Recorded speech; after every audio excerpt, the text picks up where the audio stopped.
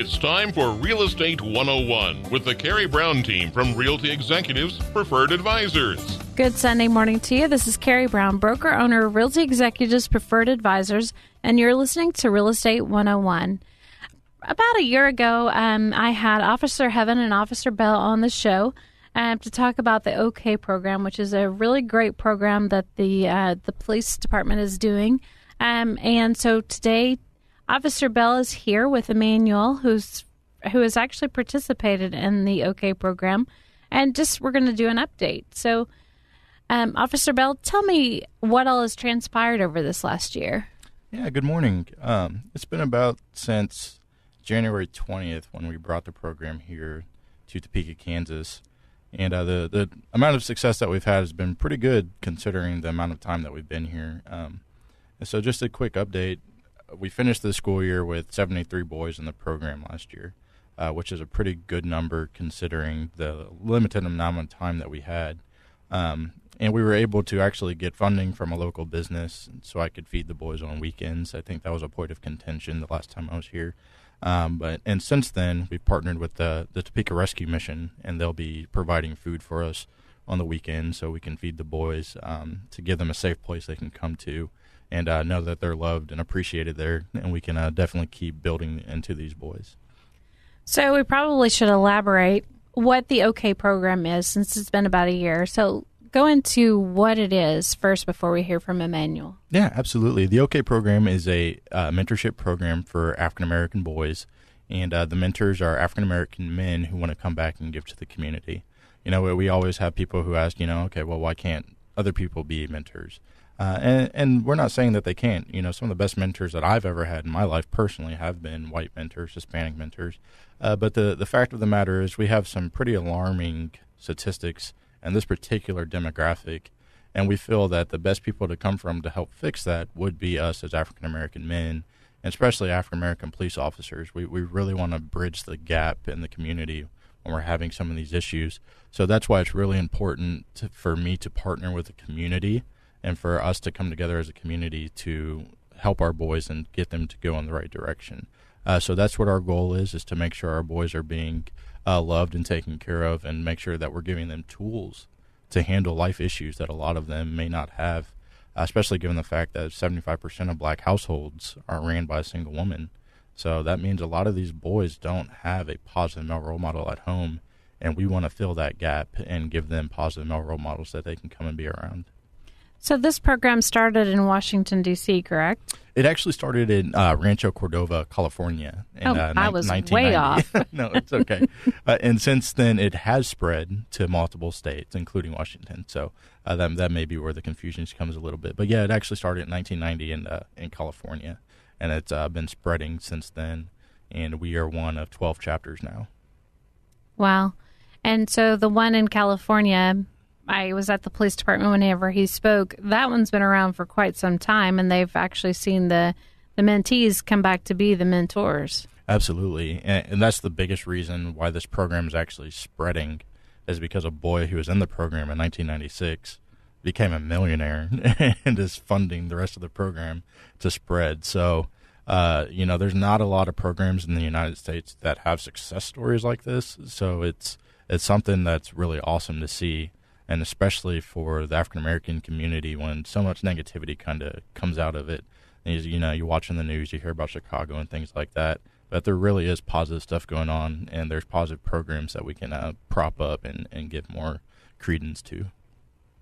So, Emmanuel, tell us what goes on in the program, what you've gotten from it, and what you enjoy about it. I really love what the OK program represents, and what we do there usually is we have what is called a kick it session. And so on Saturdays, the young men come in and they are able to play games of such as basketballs and board games, but not only to actually play, but also to just bond. I think that's what's wrong with the inner city, the community, we don't come together and we're not able to bond in a healthy environment. And this is what I love about the OK program, because we come together and we get to ask about issues that they're having and help them process those issues. So give them a better example of how it is to convey themselves with intellect as opposed to, aggression. So when did you start with the program? I started with the program as soon as we got chartered here. Actually, I was one of the initial mentors that was amongst those first. So how would you say this is conveyed over into the school system? What kind of information are you getting back from the teachers now? Yeah, absolutely. Kind of like what I mentioned, we started the program here in January. So from January to May is when I really had the time to really work with the boys. And so I had a number of 8th graders then, and there's about 20 of them. And now they've gone on to high school this school year. And we've actually gotten great feedback from the high school. They say a lot of these boys are some of the best freshman boys they've had in a long time as far as their demeanor and their respectfulness. So, it's really encouraging just to know that little bit amount of time we were actually able to make a little bit of an impact. And it's only going to keep continuing to grow. I have a number of 6th graders who are going to be with me for 3 years before they get to the high school. So you can only imagine with me having them that amount of time and the other men pouring love and support into them, by the time they get to high school, it's going to be a completely different school. So what kind of grades are you seeing? Yeah, at the end of the school year, we finished, like I said, we had 73 boys. We finished between a 2.0 and a 2.5 GPA. There was 20 boys. Between a 2.5 and a 2.99 GPA, we had 17 boys. And we had 14 boys with a 3.0 to a 3.5. And we had 8 boys with the 3.5 or 3.99 and 2 boys with the 4.0 or above. So those are pretty good statistics, especially considering the demographic, because there are some struggles with African-American students in the school system. So to see at least be above average, and plenty of them well above average, is pretty encouraging. And to know a lot of it was just coming from being persistent with them and letting them know that I care and that they should care about their grades too. And to see some of the boys respond has been awesome. I had one boy when I first got into town when we brought the program here. He had a 36% in English class, and at the end of the school year in May, he had gotten it up to 86% just by me staying on him and letting him know I care and that he's smart enough to do it. So just things like that, just giving them the support that they need, really makes a world of difference. So, Manuel, I know that you're a mentor for the program. How many mentors do you have? We have 34 mentors. And after being a mentor for, since January, what would you say is the most rewarding part of being one? Oh, wow. It's a bunch. I think that it's twofold. Not only do I get to pour into them, but I think that they also pour into me. It takes me back to being one of those statistics, those 75% with a single mother and not having a great representation of what a man is. And so what I love about it is that, they get an example. And it's difficult already to process certain emotions, especially when you have a limited capacity. But these children are we have an array of people. Our teammates are professionals. Some of them are past felons, and it's just really awesome to see the different demographics and the array of skill sets that they get from the different interactions with us. And the grade level that you guys start at is? 6th grade level. So 6th grade. Yes. Do you anticipate that actually being any younger, or is that just a good level to start at? No, I think that's that's right there when they're in probably the most poignant point of their developmental stages. And so, they have enough mental capacity to actually conceptualize what's going on. And I think it's a lot more beneficial for them at that stage in their lives. So, Manuel, what is it like to be a mentor? What would you say are ways that the kids have gotten comfortable with you?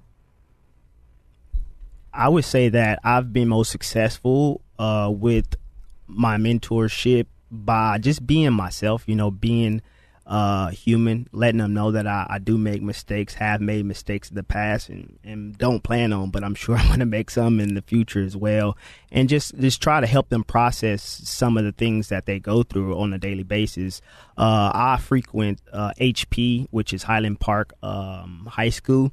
My nephew goes there, and so I'm always in the hallways checking him out, and I see some of the young men from the mentor program in the hallways in there. And actually, I can give you a story. I was leaving the classroom, checking on my nephew, and one of the young men was outside of the hallway, standing in the hallway, and I know it was class time. And so I'm like, "Hey, what's going on?" And he's like, "Oh, I'm mad." I'm like, "Well, why are you upset?" And he was like, "Well, the teacher said that I was supposed to do something and I did it, but she said that I didn't do it." I was like, "That's perfect. So why are you mad?" And he's like, "Just because I am." I'm like, "Well, if you're mad, then you're not able to process, right? And so let's look at some solutions. So did you do it? Yes, I did do it. Okay, so then did you document it? No. Then what was the mix up? So just helping these kids just process that. And he calmed down, and we came to a resolution. I spoke with the teacher briefly, and it was resolved, and he had a great day after that. That's awesome. So how often as mentors do you actually participate? So we're only required to come to 3 kick-it sessions per year, but you can be as involved as you would like to be, and I'm extremely passionate about this because, again, like I said, I was one of those 75% statistics, and so I know that guidance is so much needed, and you have a decision, right? And once you make a decision to move forward and become successful in life, you're going to need some help. You're going to need some assistance. Again, these are young men, and their capacity isn't great at the moment. But again, we can inspire and encourage and also give these people some tools to actually be productive citizens in the world, because a lot of our frustrations comes from our lack of confidence. And I know that me personally, not being able to read when I was a child, being diagnosed with dyslexia and ADHD and some other things, I was very discouraged in school, and I didn't have the attention that I needed. And so giving these people tools to become competent, it allowed them to become confident, and they'll be able to be more effective in the community, because they'll feel normal, for lack of a better term. Absolutely. Officer Bell, what would you say are things that the OK program still needs from the community? We need more men like Manuel to step up to the plate. It's up to us to do this. It's nobody else is going to do it, and if we're waiting for everybody else to do it instead of doing it ourselves, it's never going to get done. So we really need more men to step up to the plate. And what he said about the diverse group of men that we have, the reason why we have that is because that represents what our community is. Not everybody's in our community is a police officer who hasn't been in trouble like me. I have boys who don't relate to me because I haven't been in very much trouble. But when I can introduce them to a man who's maybe been in jail for 25 years, who wants to work with me and wants to work with everybody else to make the city better, they relate a little bit more with him because maybe their lifestyle is a little bit similar. So the fact that we have such a wide range of men who can come together for a common goal of making sure our boys aren't repeating the same mistakes that some of us have, and to making sure they do have the tools available to teach them how to make better decisions is very, very important. So with that being said, I do conduct trainings throughout the year.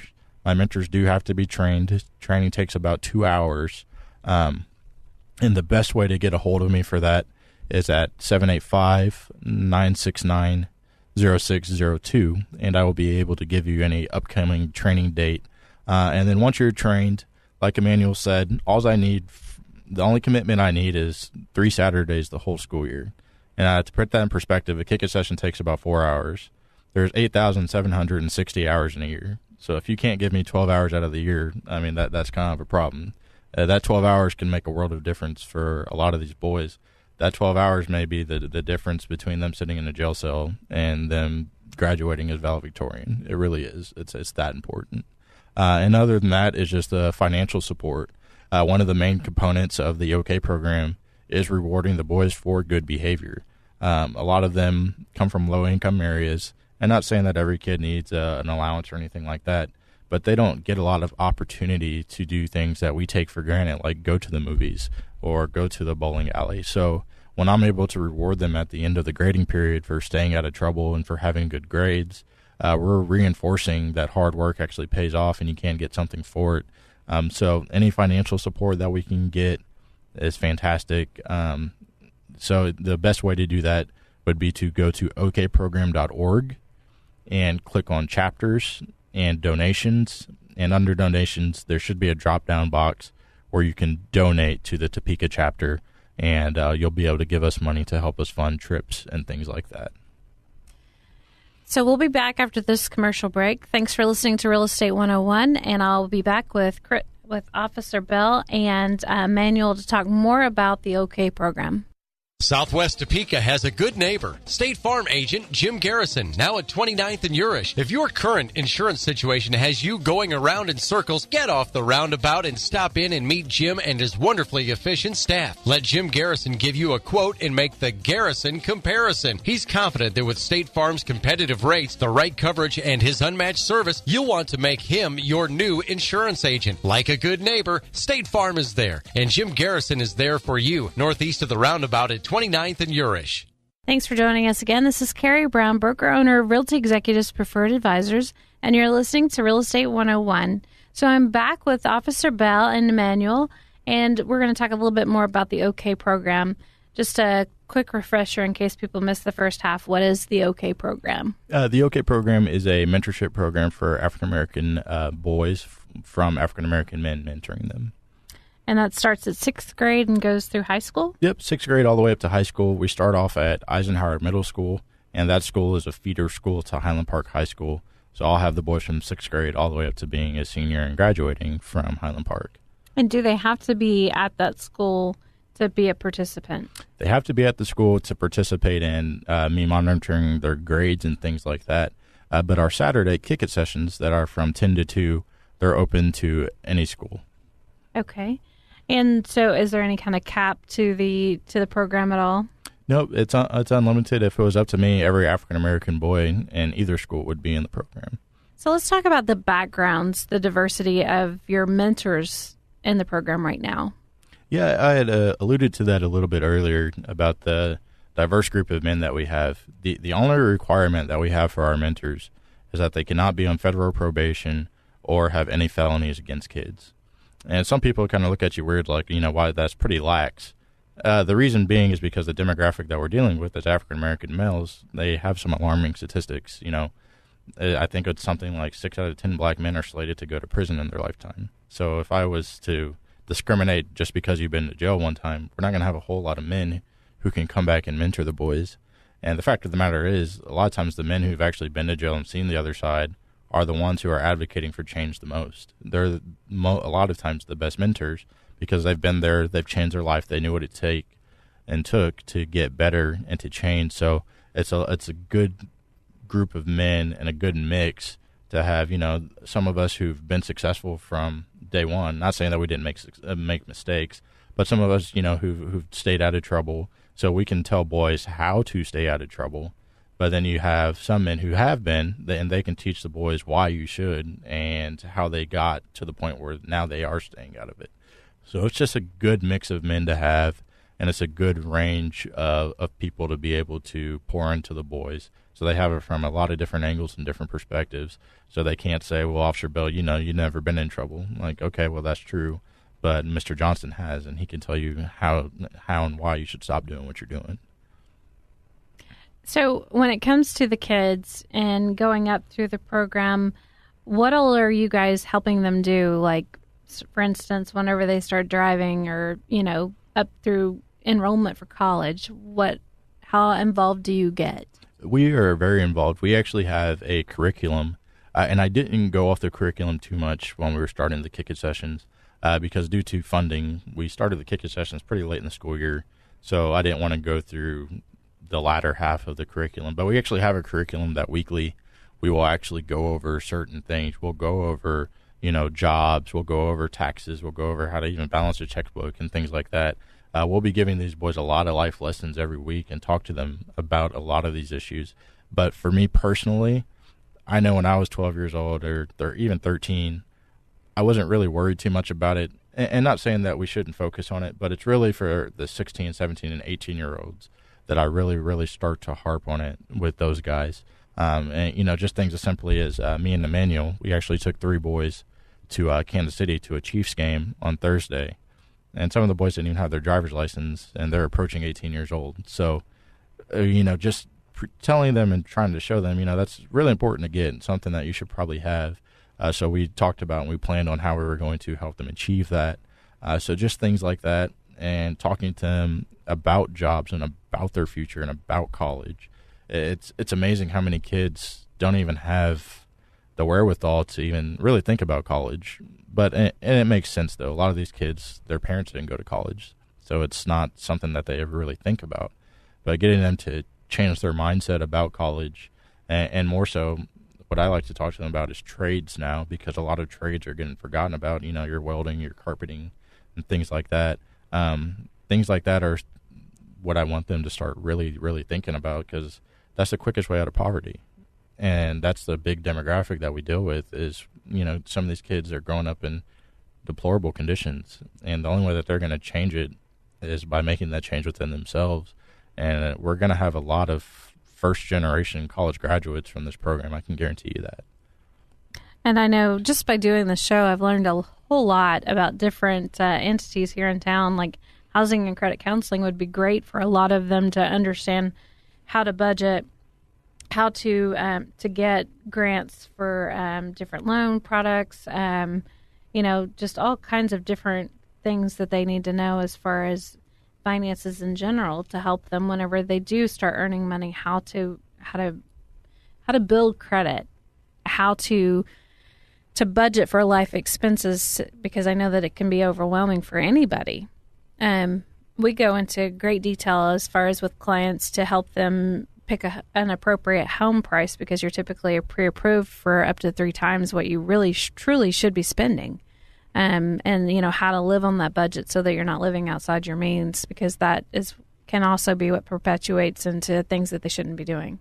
I know there's been a lot of discussion of why is there just the black male demographic. And obviously I know you guys had originally talked about Hispanic and things along those lines, and that coming into play eventually. Obviously this is a charter thing that's just been started, so you guys are still very early on.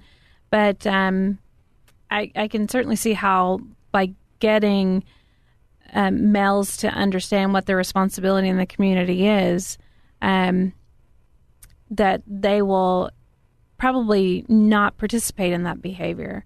And that does affect the different demographics, such as black females and so on and so forth. So can you elaborate on that some more as far as what you see with this? Yeah, absolutely. There's a really good studies coming out recently about the development of adolescence and the role that father actually have in that. And they're starting to figure out that there's around like 80% of emotional development of males and females actually come from their fathers. So when dad's not in the picture and the boys are growing up without that emotional stability of, okay, this is how a man should operate. This is how I should handle aggression. This is how I do this.